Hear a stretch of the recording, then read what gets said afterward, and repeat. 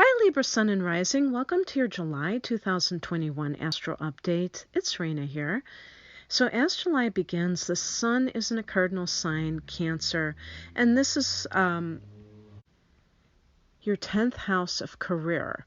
So this is going to be one of the areas that is highlighted for you, and this can be a time of advancement in career, more opportunities, as well as changing into a new or transitioning into a new career. The sun is here, and this gives you ambition and drive, and at the very same time, we have Mercury in still in Gemini, coming out of its shadow. And this is a fellow air sign in the 9th house, and this is more about mental activities. This is higher education as well as higher knowledge. So this relates to religious, spiritual pursuits. And this is also language is represented by the 9th house. For some of you, you may be teaching people English as a second language. Other foreign languages are involved too, so you might be learning a foreign language yourself. But because this is the house of long distance travel, you may be traveling to another country or already there. And because the sun is in your 10th house, this may be connected to your work, whatever it is that you're traveling, wherever you're traveling to. Now, Venus is in Leo, and that is connected to the 11th house. So there could be some kind of love coming to you that has a connection with somebody who's a lot different than you.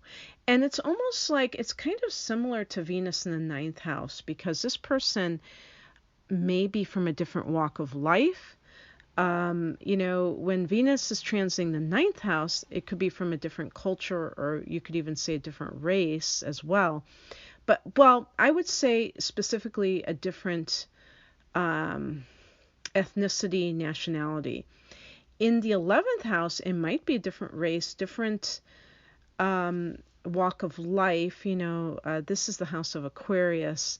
So it can be a love match that's quite different from you, and that you have to come to this situation from a very broad-minded perspective, just as Aquarius would do.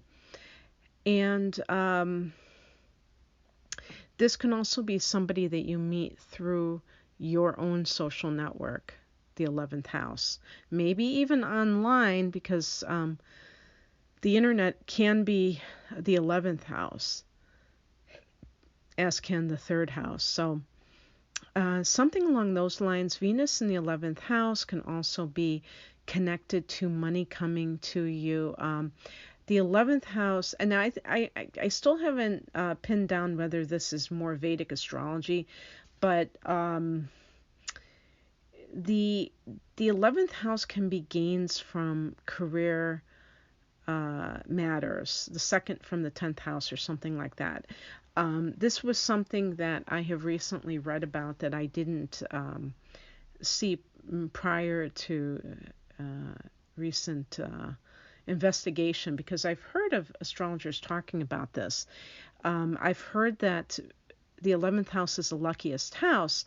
Venus is considered, I don't know if you'd call it a lucky planet, but definitely a very positive influence and connected to money.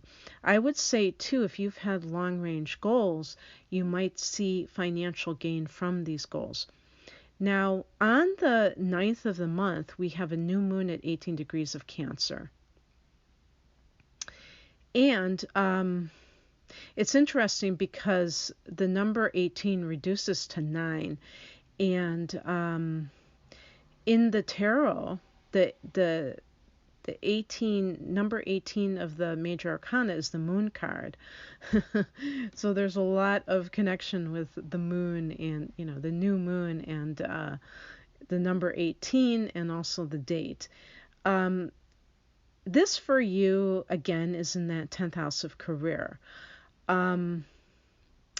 So for Libra,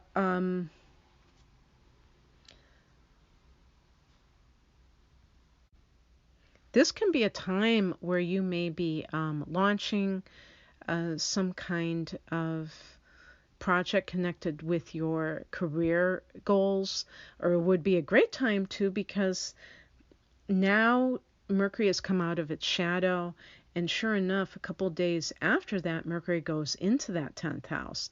And this can be you even talking to people in positions of authority or power. And whether this is you trying to get some of your projects kind of launched, or if you're looking for work and you're interviewing with people, this can be a great time, because now things are really moving forward with Mercury out of its shadow. On the 21st, Venus goes into Virgo, and so this is the 12th house, and this is a very quiet area. It's a mystical area. So those Libra people who believe in twin flames and soulmates, this may be right up your alley. Pay attention, if you're single, to anyone that you meet. And actually, I shouldn't limit that to single people, because you may be coupled and not be happy with the person that you're with. And it's possible that you encounter someone. And remember that when I say encounter, I'm not just talking about what's the right word that I'm looking for. I was going to say orchestrated, but I'm actually thinking of contrived meetings. So an example of a contrived meeting would be an online dating service. Now, I'm not knocking that, but I'm saying that this is something that a person is actively seeking out a partner. Or if you're begging a friend, could you please, find me a person, you know what I mean? I'm talking about what we would call random occurrences. Or even like a bar, these are, I think this is more of a 70s term, but they used to call them meat markets, or in the 80s, where you're actually meeting someone, but, and you're looking for someone, looking for Mr. Goodbar. But, and I shouldn't joke about that, but because of the way that movie ended, I shouldn't joke about that.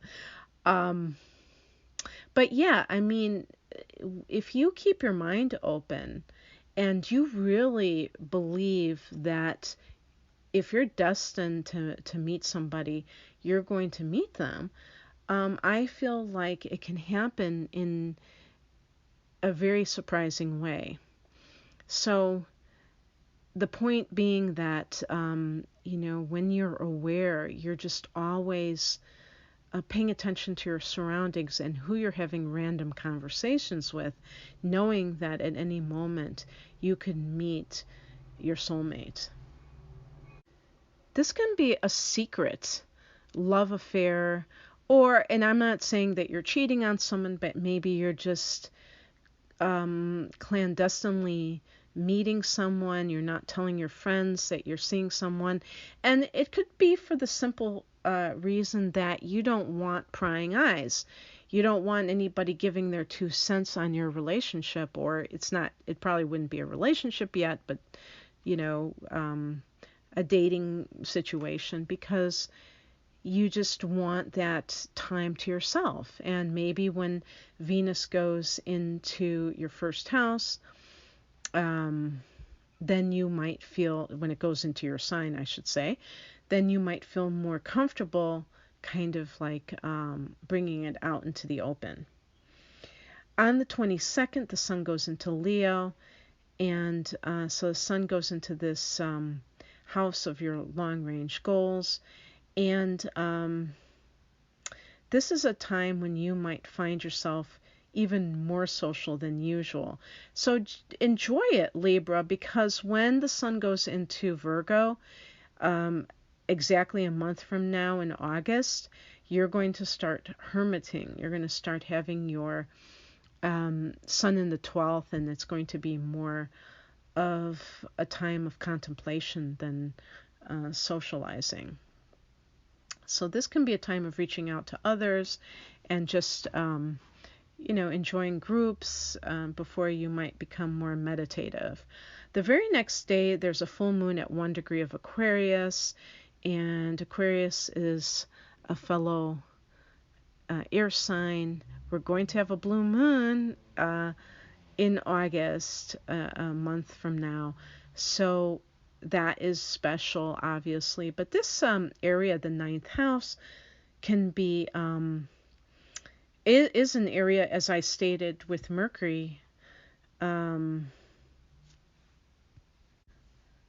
Aquarius. I hope I'm using a recorder that I can't, play back before I continue. So I want to make this clear. This is going to take place in your fifth house. This is a very special area because you're going to see Jupiter come back here, which I will get to in a moment. Saturn is here. You're going to have a blue moon here next month. And this is the fifth house. This is like a really fun place, but it's also a place of love. So I just told you about Venus in the 12th. You might be dating someone and realize that this person is it. This could be ending another kind of a casual dating situation because of the Venus in the 12th person. This could be great for artists where you have a great creative download. This is the area of fun and games and just having so much, parties and things like that.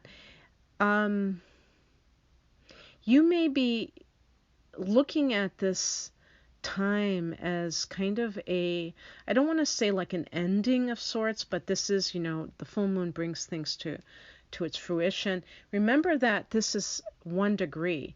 So we're talking about bookends here. We're going to have 1 degree, and then on August 22nd, we're having 29 degrees. So maybe in this month, it's like you're kind of like doing a farewell tour of something in your life that is ending, that has a theme of pleasure associated with it. If you are maybe, for those Libra people who are experiencing a spiritual awakening, you're going to go and travel, and maybe there's some kind of a spiritual traveling that you're doing, and so you're like, it's like your last gasp of,